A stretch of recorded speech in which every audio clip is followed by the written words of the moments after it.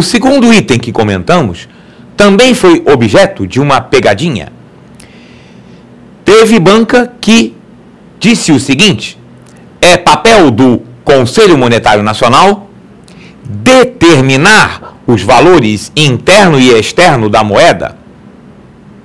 Ora, a mudança do verbo altera completamente o sentido, porque não é determinar, é regular, e é regular por instrumentos de mercado. O valor interno da moeda é regulado pelas intervenções do Banco Central no mercado de títulos públicos, definindo a chamada taxa de juros. Nós vamos ver isso mais na frente quando falarmos de política monetária. O valor externo da moeda é influenciado, regulado também pelo Banco Central, pelas suas intervenções no mercado de câmbio.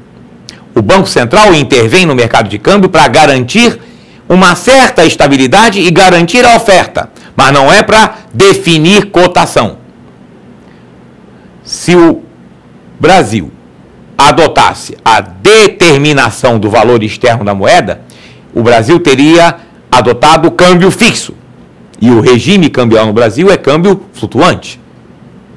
Então, o texto da lei diz que cabe ao Conselho Monetário Nacional regular os valores interno e externo da moeda. Utilizar outro verbo é mudar o sentido e a afirmativa torna-se errada. Vamos continuar analisando as atribuições do Conselho Monetário Nacional no seu papel de Conselho de Política Econômica. Cabe também ao Conselho Monetário Nacional coordenar as políticas monetária, creditícia, orçamentária, fiscal e da dívida pública. Vamos entender o que significa esse conjunto de expressões. Quando nós falamos de política monetária,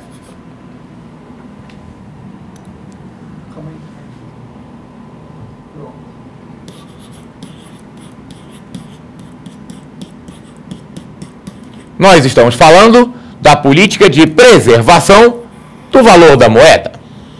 Já comentamos sobre isso.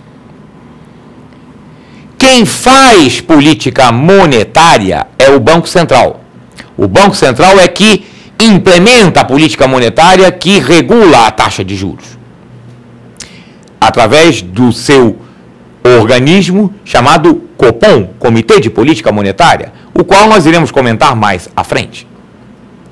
Entretanto, cabe ao Conselho Monetário Nacional a coordenação da política monetária, porque é o Conselho Monetário Nacional que tem o papel de definir as metas de inflação.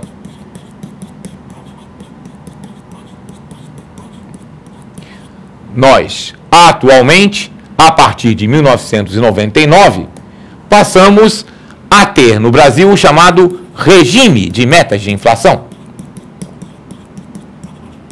que é a filosofia que baliza, que direciona a política monetária. Nesse regime de metas de inflação, cabe ao Conselho Monetário Nacional definir a meta de inflação. O Banco Central tem o papel, a missão de fazer com que essa meta seja cumprida, que ela seja atingida. Até 2011, a meta de inflação estabelecida pelo Conselho Monetário Nacional é de 4,5% ao ano, com um intervalo de tolerância de 2 pontos para cima ou para baixo. Isto significa que se a inflação do ano ficar entre 2,5% e 6,5%, a meta será considerada atingida, será considerada cumprida. Caso a inflação ultrapasse o limite da meta, por exemplo, seja maior que 6,5% em um ano, pelo regime de metas de inflação, neste caso, o presidente do Banco Central tem que escrever uma carta aberta ao ministro da Fazenda, explicando por que a meta não foi atingida, quais foram os acontecimentos que impediram o cumprimento desta meta e também relatar que providências o Banco Central já tomou e irá tomar para que a inflação volte à trajetória esperada.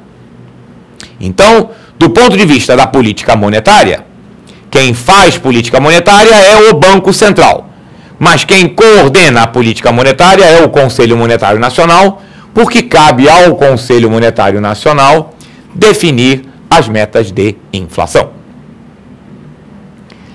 Vamos falar agora da política creditícia.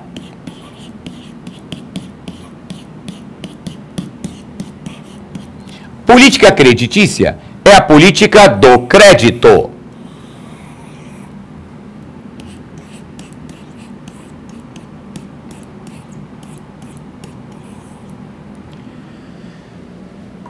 Durante os 2 mandatos do presidente Lula, nós tivemos uma política creditícia expansionista, ou seja, houve um incentivo a aumento da concessão de crédito.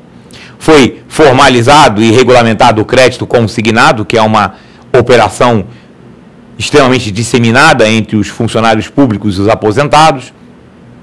Houve toda uma política de estímulo à contratação de crédito. Era uma concepção de que o crédito neste caminho seria um incentivo à ascensão social, ao aumento do consumo, ao crescimento da economia. Nós percebemos que no final do governo Lula, na transição para o governo da presidenta Dilma, e no primeiro semestre do ano de 2011, houve uma mudança importante nesta concepção de política creditícia. Houve um certo freio no crédito, houve um certo desestímulo, uma certa restrição ao aumento da contratação de crédito. Quem viu nos jornais, o próprio presidente do Banco Central disse que o crédito estava crescendo um pouco acima do que seria desejável, então é necessário desestimular um pouco o aumento da concessão de crédito. Por que isso? Porque está havendo um processo inflacionário. A inflação está muito próximo, está batendo no teto da meta. Nós falamos agora da meta de inflação, que tem um intervalo de tolerância, tem o piso e o teto, 2 pontos acima do valor do percentual definido. A inflação corrente está muito próxima do teto da meta.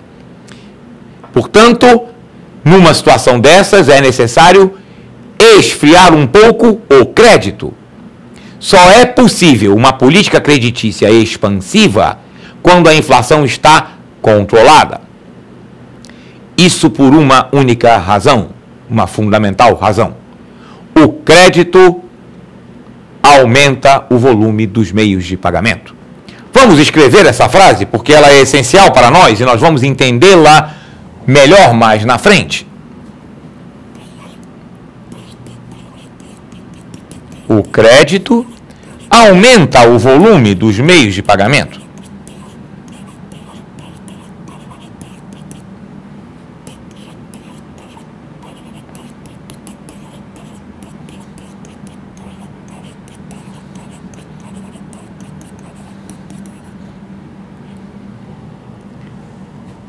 Ora, se o crédito aumenta o volume dos meios de pagamento, e nós vimos que, para combater a inflação, o volume dos meios de pagamentos tem que estar harmonizado com as necessidades da economia, se houver um excesso de crédito sem correspondente crescimento econômico, vai haver mais dinheiro do que riqueza e isso poderá provocar inflação, até pelo aumento do consumo.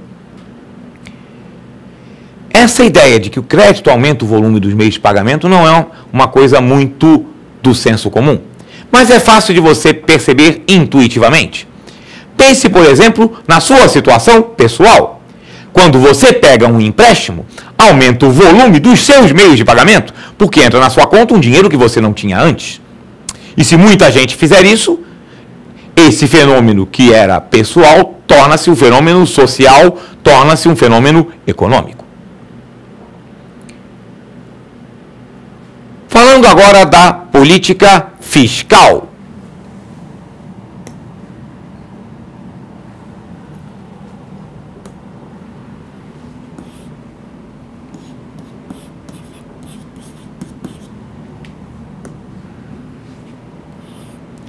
Você viu no slide escrito política orçamentária e fiscal. Entretanto, quando se trata da moderna teoria econômica, nós falamos de política fiscal, porque a política fiscal hoje, ela engloba tanto a receita quanto a despesa. Tanto o fisco, imposto, receita, quanto o orçamento, gasto público. A ideia da atual diretriz de política fiscal é a seguinte: é a busca do chamado superávit primário. Vamos entender o que significa isso. Primeiro, como é que a gente apura o resultado das contas públicas?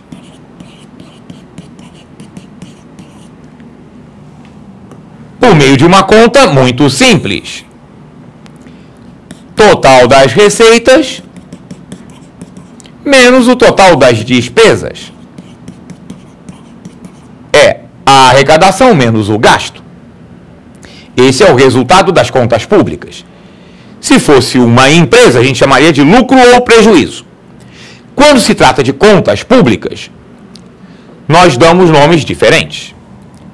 Se esse resultado é positivo, nós chamamos de superávit. Se esse resultado é negativo, nós chamamos de déficit, o famoso déficit público. Então, superávit já está claro. O que significa superávit primário, então? É o seguinte: quando nós fazemos essa mesma conta, receitas menos despesas, mas aqui nas despesas nós fazemos uma exclusão. Nós excluímos os juros da dívida pública. Ao retirar do total das despesas os juros da dívida pública, nós passamos a ter o chamado resultado primário. O resultado primário é aquele resultado que a gente teria se o Estado não tivesse dívida. Se o Estado não tivesse dívida, não tinha juros de dívida para pagar, então o seu resultado seria esse resultado primário. Quando o resultado primário é negativo, ele passa a ter dívida, porque ele gastou mais do que arrecadou, tem que cobrir a diferença. E quando o déficit primário torna-se frequente, a dívida pública cresce como bola de neve. Porque, por um lado, a cada ano, o Estado está gastando mais do que arrecada, então ele tem que cobrir essa diferença daquele ano. Mas como ele já estava com déficit antes, contraiu dívida, tem juro para pagar da dívida passada. Então ele tem que fazer duas dívidas. Uma para cobrir o buraco do ano e a outra para cobrir os juros da dívida dos buracos dos anos anteriores. Aí a dívida se cresce feito bola de neve. E isso já aconteceu no Brasil.